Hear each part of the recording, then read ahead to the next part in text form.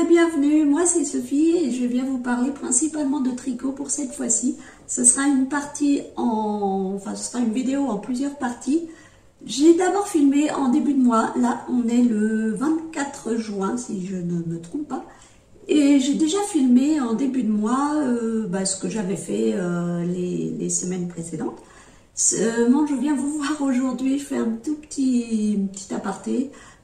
Pour vous dire que, pour faire un petit peu le point, parce que j'ai eu un commentaire un peu, on va dire pas super sympa, voilà, et il n'était pas insultant non plus, hein, il n'était pas, voilà, mais il n'était pas des plus sympathiques de ce que j'ai compris, parce qu'il fallait réussir à le décoder. Et donc je voulais juste faire un petit peu le point. Je viens vous présenter ce que je fais en tricot, en couture, non pas en couture, non, ça risque pas. Pas en couture, en tricot, en broderie, en crochet et autres petites choses qui me passent sous la main. Sauf que, voilà, moi je n'ai pas une grande mobilité, c'est-à-dire que ça, c'est mon écartement. Si vous voyez mes mains là, c'est mon écartement maximal des mains, des bras. Ça s'étend pas plus. Ça se relève quand ça veut, là, le poignet. Les doigts, ils sont un peu crochus tordus. Donc, évidemment, je ne vais pas vous faire une présentation mannequin. Hein, ça sera pas tout super génial. Voilà, ça c'était le petit point pour... si jamais vous n'êtes pas habitué de la chaîne et si vous venez d'arriver... Après, ça ne m'empêche pas, j'essaye de trouver quand même, de faire en sorte quand même que vous voyez ce que je montre, sinon ça n'aurait pas non plus d'intérêt. Donc ceci dit, je vous laisse avec la Sophie du passé, celle de début juin, et je vous retrouve après, une fois qu'elle aura fini son speech. Aujourd'hui, on est le jeudi 5 juin, et je viens vous présenter mes petites avancées, et j'ai aussi... quelque chose à vous partager où je vous demanderai votre avis. Voilà. Alors, pour commencer, je vais vous reparler du châle que je tricote avec ma copine Flo. Donc, c'est le Kia Shawl de Amba O'Brien.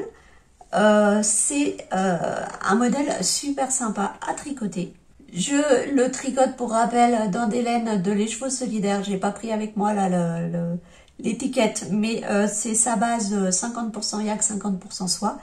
Et c'est un patron de châle qui peut se faire aussi bien un écheveau qu'à 2 écheveaux. Moi j'ai choisi la version 1 écheveau et je pense qu'il y aura pas mal de reste vu où j'en suis et vu ce qui reste. Donc je vous le montre.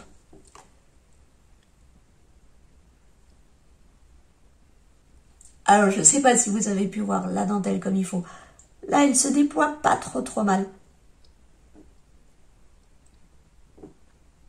J'espère qu'avec ma tête derrière, vous avez pu voir quelque chose. Je verrai ça au montage et je verrai s'il faut que je vous le filme autrement. Donc, je pense que j'avais fait... je devais en être à peu près ici de la dentelle la dernière fois. Au milieu de ce losange-là. Donc, j'ai fait ça. Ça. Alors évidemment, c'est une forme demi-lune, donc on a beaucoup d'augmentation. Point mousse sur les côtés, la dentelle au centre qui s'évase également, et de nouveau point mousse. Voilà, alors c'est un châle super sympa à faire, super agréable en fait. La dentelle n'est pas compliquée, une fois qu'on a pris le coup, ça va, il y a rien de compliqué, hein. Deux mailles ensemble, des jetés, des SSK et une maille centrale, une diminution centrale. Si je pouvais, j'enchaînerais les rangs. Voilà, si je pouvais, il serait fini. Mais j'avance quand même, et là je suis pas loin de terminer le premier diagramme, la répétition du premier diagramme. J'aurai un deuxième diagramme pour poursuivre et pour terminer ce châle. Oui, je crois que ça fait une vingtaine de rangs. Et puis quelques petits rangs de point mousse pour terminer. Donc, oh, je pense que d'ici... allez, on va voir large quand même. Je vais dire d'ici une... Parce que les rangs de dentelle seuls... ouais, allez, je vais me donner la fin du mois pour le terminer. Si c'est plus long, c'est pas grave, hein, ça sera plus long. Et donc, bah, je vous montre... Il me reste encore ça de la pelote. Je pense qu'il me reste la moitié encore. Donc, je sais pas, on verra. Bon, je sais bien que les rangs sont de plus en plus longs, mais je pense qu'il y aura du reste. Côté broderie, j'ai continué les jours où il faisait pas trop mauvais. Là, ma broderie d'Halloween, là voilà, je vous la montre de plus près. Alors, j'ai fait tout... En fait, j'ai fait toute la couleur bleu marine dans le corbeau. J'avais fait tout noir, là j'ai fait toute la bleu marine. J'espère que vous avez les nuances de couleurs à l'écran. Et bah, il me reste encore deux couleurs de gris, je crois, pour terminer principalement le corbeau. Alors, peut-être que la prochaine fois que je viendrai, j'aurai terminé la broderie du corbeau, ce serait sympa. Ça serait cool. Mais on verra. Là, la météo arrête pas d'être capricieuse. Un coup on a 17 et il pleut toute la journée. Un coup on a 30 et on crève de chaud. On baisse les volets parce que ça fait trop chaud. Et après on a encore 17 et il pleut toute la journée. Donc, d'où d'ailleurs le gilet encore imposant par ces temps qui courent. Donc, bah, soit il fait trop gris et je la prends pas parce que je vois pas trop bien, soit j'ai baissé les volets et je la prends pas parce qu'il fait plus jour. Voilà. Donc, j'aimerais quand même terminer le corbeau. Après, je pense que ça sera plus simple parce que j'arriverai à des couleurs plus claires. Donc, j'aurai moins besoin de luminosité pour la faire. Donc voilà, ça c'est les deux petites avancées que j'ai eues ces dernières semaines. J'ai reçu mes aiguilles coudées, mon aiguille coudée pour faire les manches sur mon pull bleu. Et j'ai fait 5-6 cm peut-être de manches. Après, je vous confirme que c'est vachement plus sympa, pour moi en tout cas, de faire cette manche avec l'aiguille coudée. Je pense que pour les prochains pulls,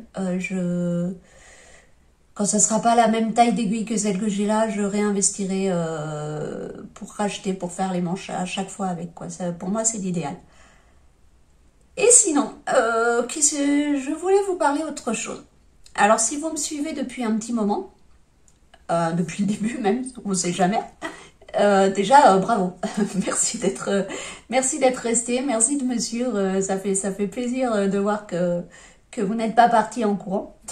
Et vous avez dû remarquer que je ne tricote pas de tricot d'été en fait. De top, top, que ce soit bretelle à petite manche ou short ou je ne sais quoi.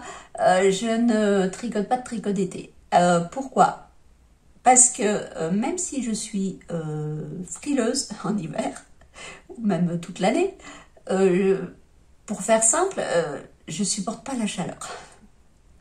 Oui, bah, on est chiant, hein. On va pas faire les choses à moitié, hein. Voilà. Non, voilà, 30 degrés, c'est trop chaud pour moi. Voilà, je suis aussi triste en plein été quand on a les grosses chaleurs que en hiver quand il fait super froid. Et encore, des fois en hiver, je suis vachement plus joyeuse parce qu'on peut avoir de la neige. Et ça, j'aime bien. Voilà. Donc, je me vois mal, dans ces cas-là, porter, je ne m'imagine pas porter du mérino, même s'il est coupé avec du tencel ou du bambou, je ne sais quoi, j'imagine pas. Ça me paraît pas faisable, enfin, j'ai l'impression que c'est quelque chose que je porterai jamais. Vous me direz, il y a des fibres comme le coton, le chanvre et tout ça. Alors le coton, oui, j'ai essayé, mais je trouve que c'est pas agréable. Je trouve pas ça agréable. Je trouve que puis tout de suite ça pèse lourd. Enfin je trouve pas ça plaisant. Les autres, j'ai pas essayé du coup. On m'a un petit peu refroidi. Et bah là, je sais pas. J'avoue qu'il y a des fois, ça me titille. J'y pense quand même. Hein, j'y pense. Je me dis, est-ce que j'essaierai pas un mélange peut-être 50% coton, 50% bambou ou tencel. Enfin bref, ce qui existe dans cette gamme. Ça pourrait être une option, je pense. Et bah, voyant ça, et puis bah, quand il a fait si chaud là, je me suis dit, mais j'avais commencé un top il y a je ne sais plus combien d'années. Je ne sais plus du tout. Est-ce que c'était il y a entre 5 et 15 ans? Peut-être. C'est possible. J'ai ressorti ce top parce que je me disais, oui, j'avais fait le dos et il me semble que j'en étais au devant et que j'étais pas loin d'avoir fini le devant. Alors, pour tout vous dire, c'était un modèle de bergère de France. J'ai retrouvé, enfin il n'était pas caché, hein, il était bien rangé avec les magazines de tricot. C'était dans ce magazine de bergère de France. C'est Matin Cocoon, voilà, Esprit Week-end, tout ça, tout ça. Bref, c'est un livre de tricot printemps-été. Numéro 178. Voilà, si jamais vous le recherchez. Il y a des modèles sympas à l'intérieur. Franchement, il y a des modèles sympas. J'en ai vu quelques-uns qui me plaisaient, qui me plairaient bien en fait. Notamment, ben, je vais vous montrer. Ce gilet, que je trouve vraiment joli. Mais rien que de penser à chaque fois, enfin vous me direz pour un gilet c'est moins gênant, mais de penser à chaque fois que ça se fait par morceaux, parce que voilà, hein, c'est un magazine bergère de France, ça se fait par morceaux à l'intérieur, bah, je déchante. Voilà, j'ai plus envie de le faire d'un seul coup. Ça m'est arrivé comme ça aussi sur Ravelry, là, quand je regardais les modèles de gilets. Et il y en a un que j'ai trouvé vachement chouette et je l'ai mis dans mes favoris. Mais il se fait en morceaux. Et ça me bloque. Ça me bloque. Il y a également cette veste. Alors, veste, gilet, comme... Oui, je vais vous montrer des vestes, des gilets pour changer. Hein, que je trouve bien sympa aussi. Ce petit top qui est de ce côté. Je sais pas si vous le voyez. Que voilà, simple, mais avec des petites finitions là, des petits trous sur les côtés qui ne gênent pas. On n'est pas obligé de s'habiller en dessous. Voilà. Pas trop transparent, quoi, c'est ce que je veux dire. Et donc, dans ce modèle, dans ce magazine, il y avait... que je retrouve la page. Bon, il y a d'autres modèles, hein, bien sûr. Je ne vous ai pas tout montré. Mais je ne sais même pas si le magazine est encore est disponible quelque part, gratuitement ou autre. Je ne sais pas du tout. Je pourrais pas vous dire. J'ai donc... Ah bah tiens, encore un gilet, voilà, qui me plairait bien. Celui-ci avec une belle dentelle, qui me plairait bien. Et bah moi j'avais voulu faire ce top porté par cette charmante dame. Donc un truc tout simple. Sauf que si vous voyez, je vais le tenir comme il faut. Plusieurs problèmes sont posés à moi. Je ne sais pas si vous verrez, mais on voit à travers. Il est tricoté en déjaugé sur la pastille là en bas. Ça se voit que c'est du tricoté en déjaugé. Et bah moi, le déjaugé, je changerai peut-être d'avis un jour, mais c'est pas ce qui me tente le plus. C'est pas ce qui me branche le plus, c'est ce qui me plaît le plus. Donc, déjà à l'époque, hein, et je voulais pas l'avoir en déjaugé. Moi, le but, c'était pas de mettre un t-shirt en dessous, c'était de le porter comme ça. Donc, normalement, il se fait avec des aiguilles 4 et 5, et a priori, parce que j'ai retrouvé, j'avais quand même pris des notes, et les notes sont restées dans le magazine. a priori, je l'ai tricoté en 3. De toute façon, vu le maillage, je l'ai tricoté en 3. Et donc, bah, je vais vous montrer les morceaux. Je vais vous montrer les morceaux. Donc, ça va pas vous parler, hein, c'est voilà, des rectangles, des morceaux rectangles qui roulotte de tous les côtés. Donc oui, j'avais pris... Alors le fil est intéressant, enfin est sympa parce que c'est un fil... Attendez que je retrouve un petit bout, que je puisse vous montrer comme il faut. Là où il s'effiloche peut-être.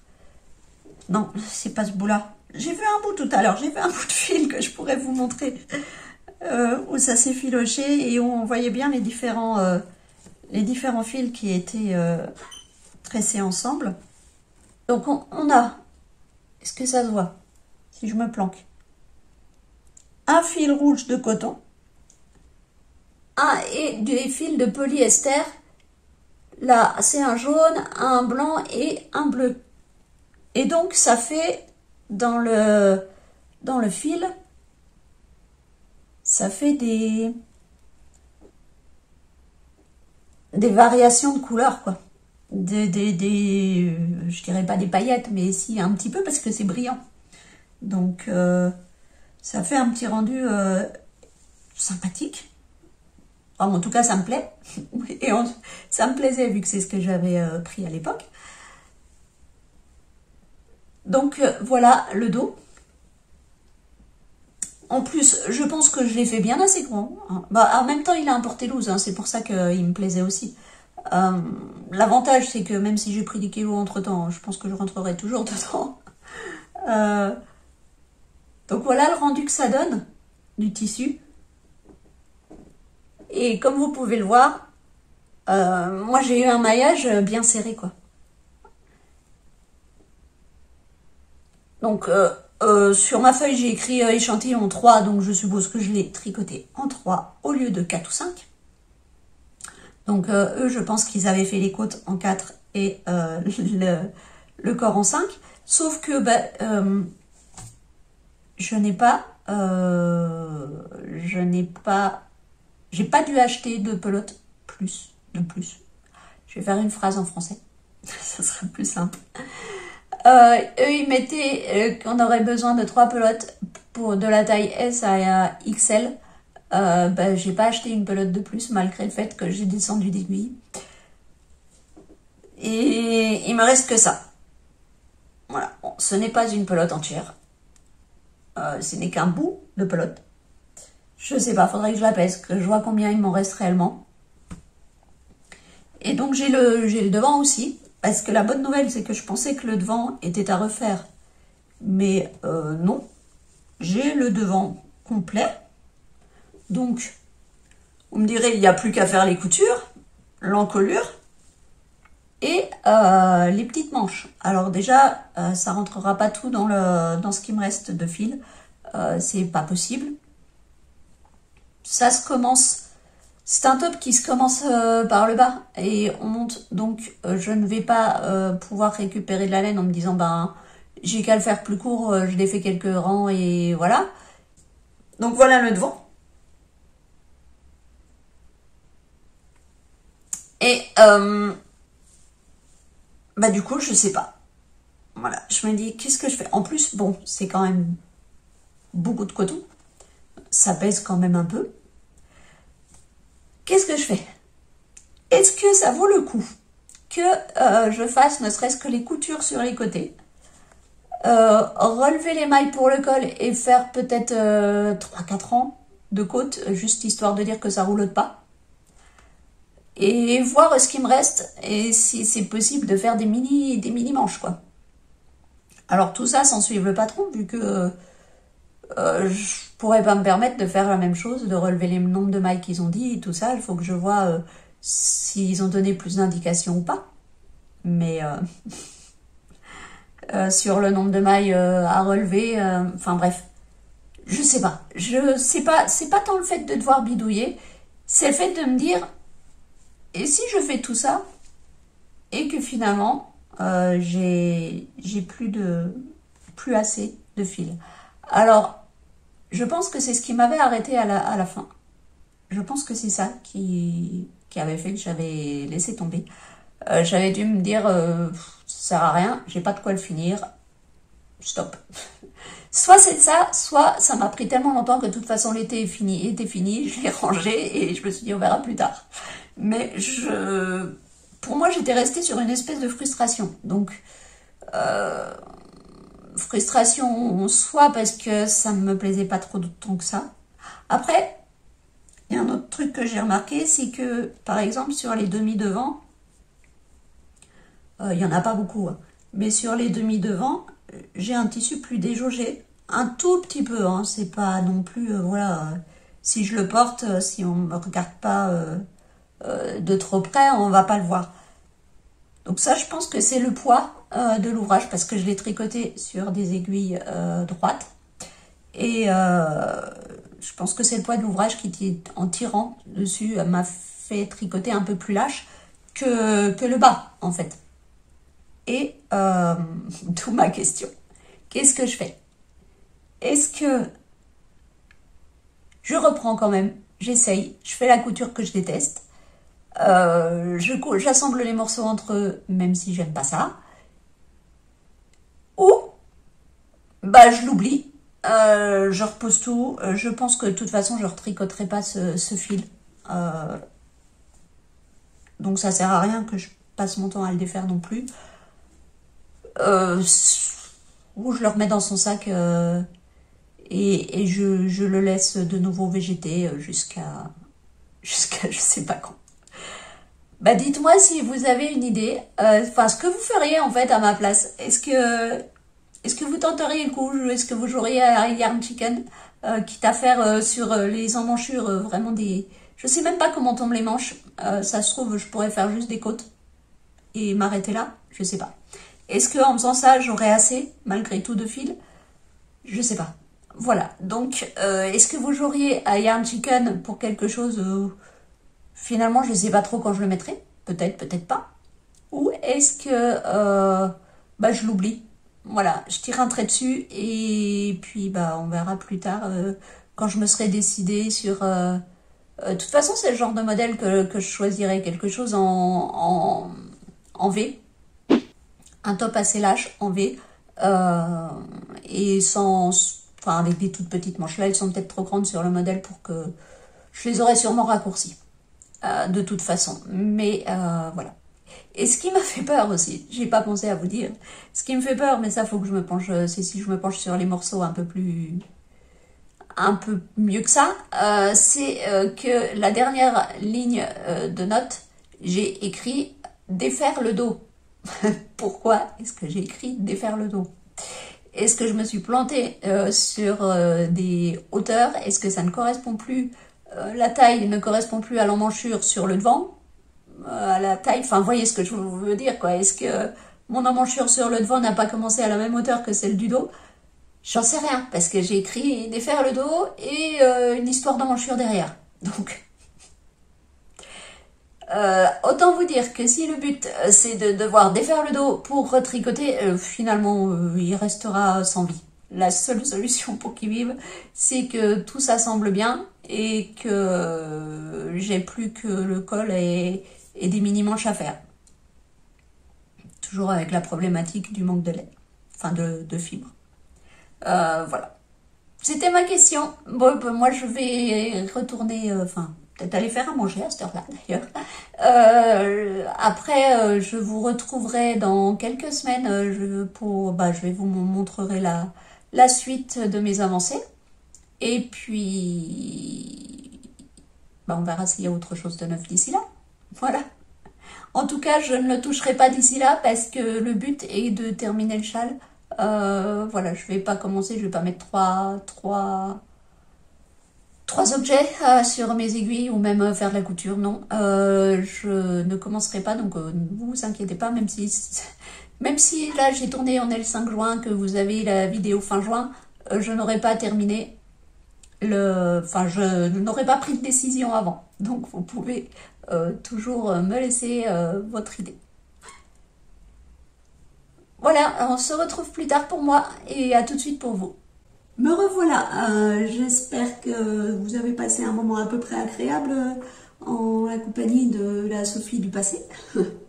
Je reprends le relais pour vous montrer, donc on est le 24 juin, ça fait 3 semaines je crois que j'avais enregistré la première partie et je viens vous montrer des petites choses, pas énormes, mais des petites choses quand même qui ont eu lieu pendant ces quelques semaines.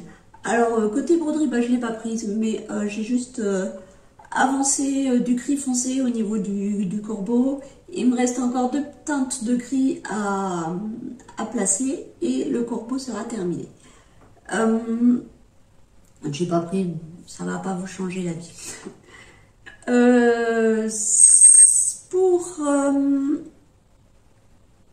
Déjà, je vais vous montrer tout de suite le pull. J'ai pris le pull pour une fois. Je vais vous montrer sans avancer. Vous allez voir que c'est ridicule. Donc, on a toujours le corps. Et il a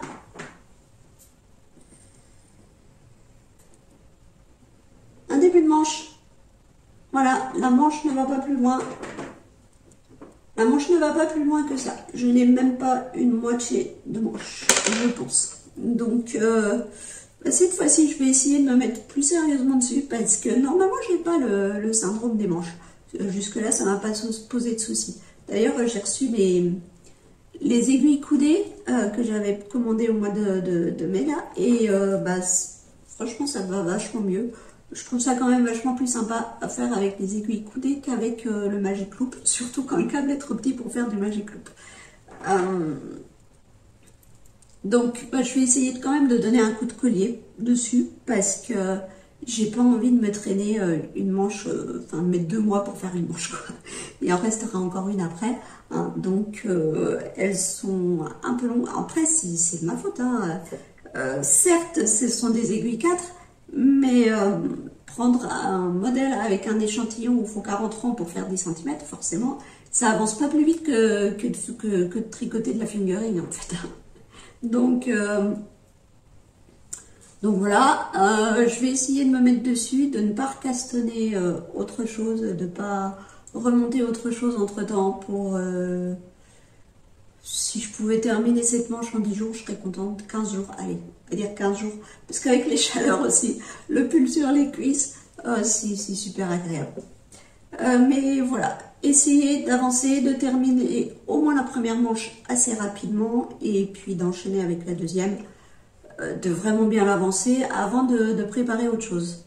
Maintenant, je dis ça, mais j'ai déjà pris un peu de laine et des aiguilles pour essayer de faire quelque chose, de faire un petit truc.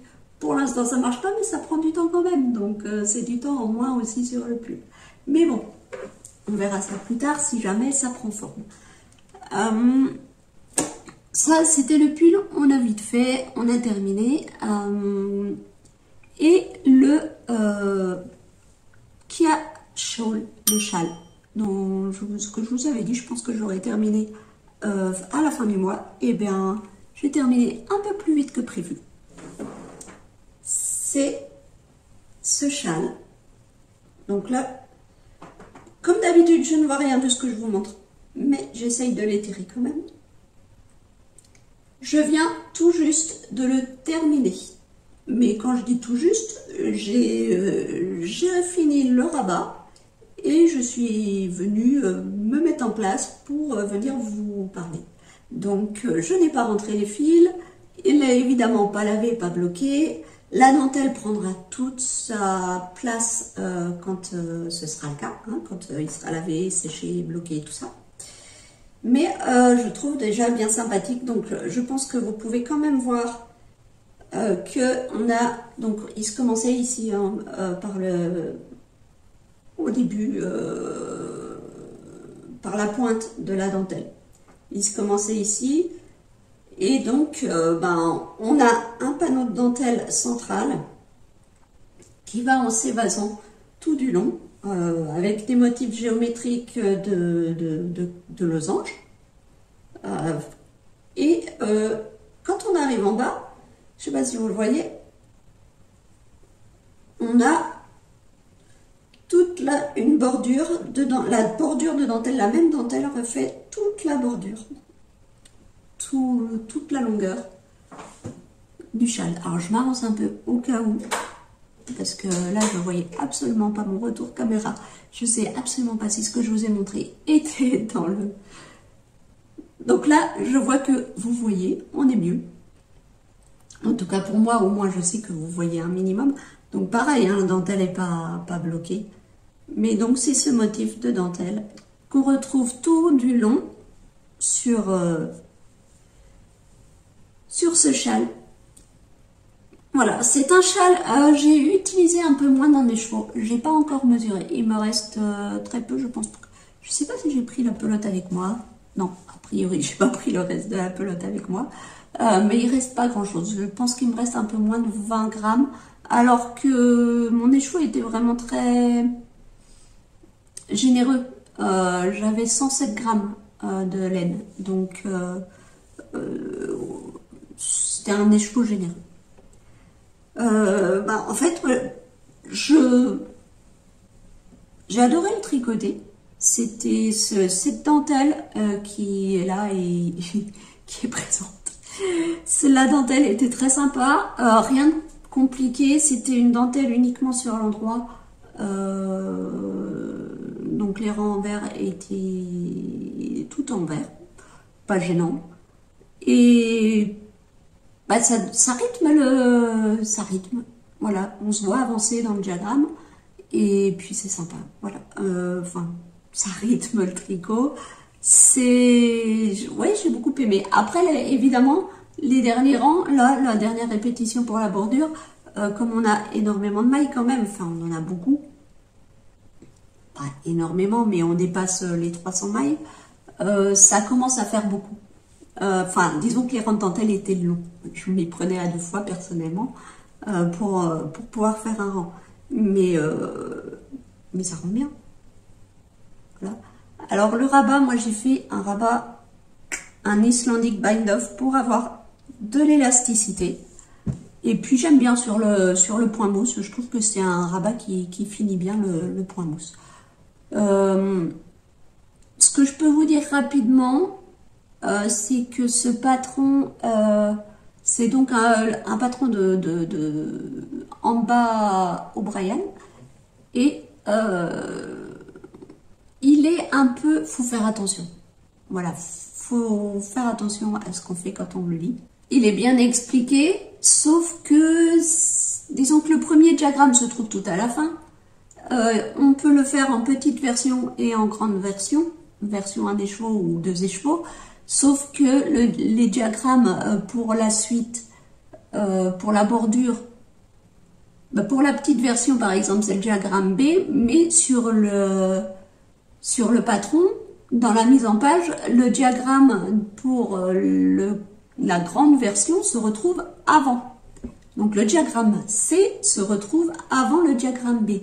Et ça peut porter à confusion. Je pense qu'il y a pas mal de personnes qui se sont trompées. Parce que j'avais vu sur Ravelry, sur des photos, des personnes qui avaient fait la petite version et où la dentelle se retrouvait décalée entre le moment où on n'avait que cette partie, que la partie avec dentelle et point mousse, et ensuite la partie de la bordure totale dentelle, en fait leur dentelle se retrouvait décalée. Et moi j'ai bien fait attention, enfin voilà, j'ai pas de décalage, absolument pas de décalage au niveau de la dentelle, donc il n'y a pas d'erreur de ce côté-là du patron, mais ça demande une petite attention, il faut être un peu attentif pour choisir le bon diagramme. Après, tout s'est super bien déroulé jusqu'au dernier rang. Le dernier rang de dentelle, il est faux. Il y a une erreur, aussi bien au début du diagramme, aussi bien, d'ailleurs, vous avez la version anglaise et la version française, et le dernier rang du diagramme n'est pas le même sur la version française et anglaise, et en plus les deux sont faux. Donc avec ça on est bien monté. Non, en fait j'ai fait une combinaison des deux pour retomber sur mes pattes, parce que sinon j'avais deux mailles de trop au niveau de la dentelle.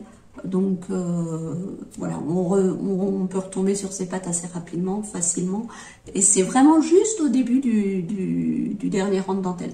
Après, voilà, moi j'avais mis des marqueurs à chaque répétition de dentelle pour justement éviter si je me trompais, le voir immédiatement et pouvoir le corriger tout de suite. Donc j'ai bien vu très rapidement que si je faisais ce qu'il y avait écrit sur le diagramme, je tombais pas bien. Et donc je sais plus si j'ai fait une augmentation plus de mailles ensemble ou une maille endroit plus de mailles ensemble. Enfin bref, voilà, j'ai bidouillé un tout petit peu au début du rang. Ça se voit pas sur la dentelle et puis bah, ça n'a rien décalé du tout. Voilà ce que je pouvais dire vite fait.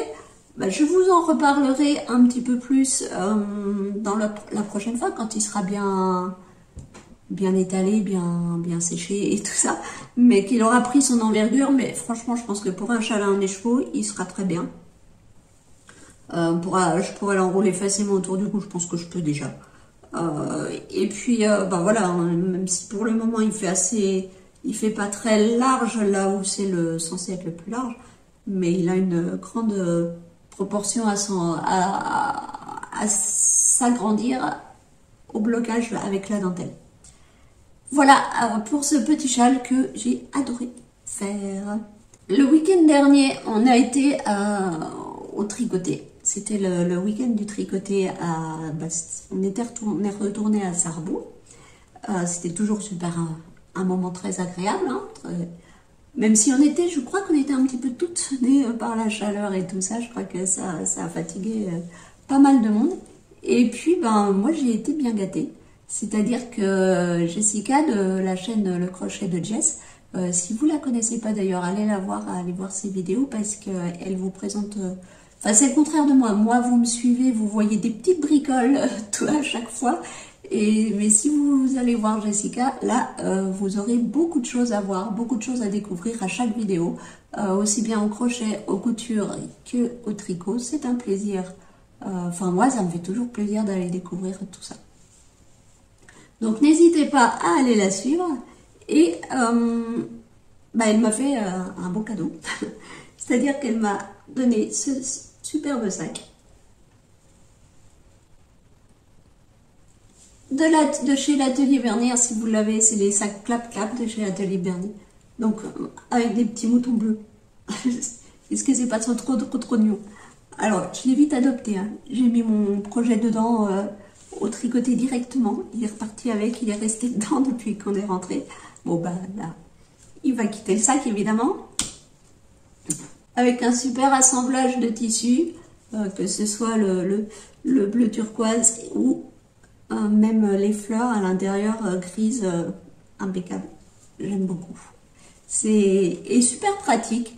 Moi voilà, quand je sors, tricoter sur la terrasse ou autre, j'accroche ça à la commande de mon fauteuil, je laisse la pelote à l'intérieur et comme ça il n'y a rien qui tombe, il n'y a rien qui roule partout et c'est voilà, super pratique. Donc encore une fois, grand merci Jess. Et dernière petite chose que je voulais vous montrer aujourd'hui, il y a déjà pas mal de temps, enfin pas mal, quelques semaines, plusieurs semaines, pas mal de semaines, je ne sais plus. Christelle de la chaîne Rêver sa vie en couleur avait fait un concours pour ses 8000 abonnés. Alors j'ai participé parce que j'ai l'habitude de regarder, voilà, il y avait des lots qui m'intéressaient, donc j'ai participé au concours, comme je participe régulièrement à des concours quand je vois qu'il y a des choses qui m'intéressent.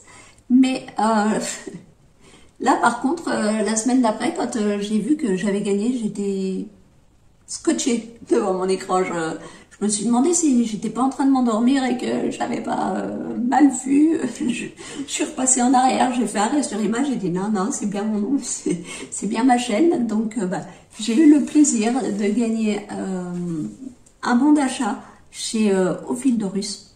Donc je me suis fait plaisir. Voilà. J'ai commandé, du coup, avec ce bon d'achat, j'ai commandé ce magnifique... on va dire que c'est un gris bleuté, un bleu grisé très profond. Je sais pas si vous avez la bonne couleur, évidemment, j'ai toujours pas le retour couleur, ça serait plus simple. autrement. Mais au montage, je verrai. Si vous ne l'avez pas, je refilmerai parce que je sais que la caméra est capable de ressortir la bonne couleur. Ou alors je ferai une photo là après et je l'incrusterai. Franchement, je le trouve super beau. Donc j'ai pris le Gizeh Yak Sock en 70% mérino, 20% yak, 10% nylon. 100 grammes pour 420 mètres. Donc c'est une fingering bien fine. Et c'est le coloris Kefren. Voilà. Et pour compléter, je lui ai ajouté, alors ça ne va pas du tout ensemble. Ça n'est pas, ce n'était pas le but. Je lui ai ajouté celui-ci. Vous voyez bien qu'on n'est pas du tout dans la même gamme de couleurs.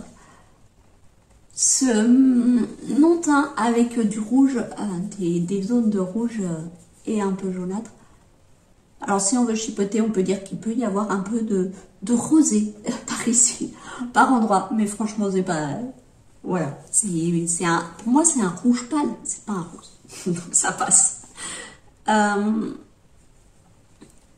Des speckles un petit peu orange, enfin des zones un peu plus jaunes. Je peux vous montrer là aussi. Là vous verrez bien. Normalement les zones plus jaunes. Voilà, donc ça c'est son coloris rose fleur sacrée qui est arrivé il n'y a pas très longtemps. Et j'ai pris la base 75% mérino superwash, 20% nylon, 5% stellina silver. Donc je ne sais pas si vous avez les qui brillent là. Ça brille un petit peu. Voilà, donc ça je ne sais pas du tout ce que j'en ferai, l'autre non plus. Mais en tout cas, ce sont deux écheveaux que j'ai pris grand plaisir à recevoir et que je pense que je prendrai grand plaisir à tricoter quand ils auront leur projet.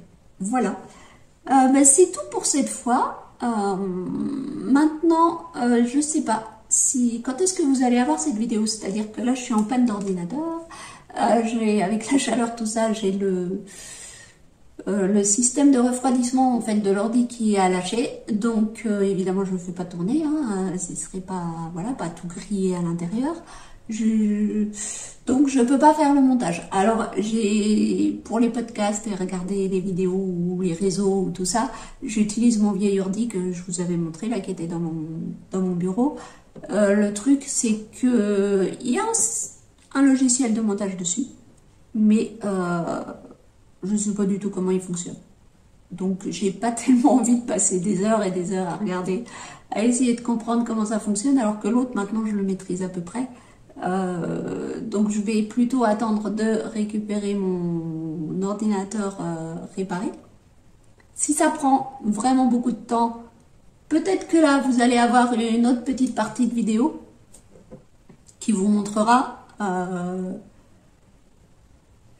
où je vous présenterai d'autres choses, mais je pense que malgré tout je vais arrêter la vidéo là, donc au pire vous l'aurez un peu en décalé par rapport à ce que moi, à là où j'en serai, mais c'est pas grave, vous rattraperez le retard après, il n'y a pas de souci.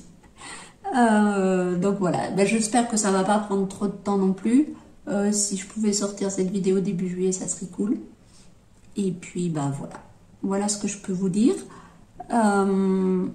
Si je vais vous mettre une vidéo là qui suit. On est allé au festival du vent, de l'air et du vent, quelque chose comme ça, à Tomblaine, et il y avait une épreuve du concours du championnat de France même de cerf-volant acrobatique. Alors je ne sais pas si vous en avez déjà vu. J'ai filmé une partie, c'était quand même impressionnant de se dire comment ils font ça avec des cerfs-volants en étant plusieurs en même temps. Là, la partie que j'ai filmée, ils étaient 3, après il y en a eu par 5. Mais comment ils font pour pas s'en mêler, pour pas... Voilà, si vous avez tous essayé de manipuler un cerf-volant, vous savez que c'est pas si évident que ça, surtout si... moi, ça date de quand j'étais gamine, donc... Voilà, c'était impressionnant. Donc je vous mets, je pense que malheureusement en vidéo ça rend pas grand chose, mais je vous mets quand même la petite vidéo à la fin si ça vous intéresse, comme ça vous pourrez voir, et sinon on se dit au revoir maintenant, et je vous dis à bientôt.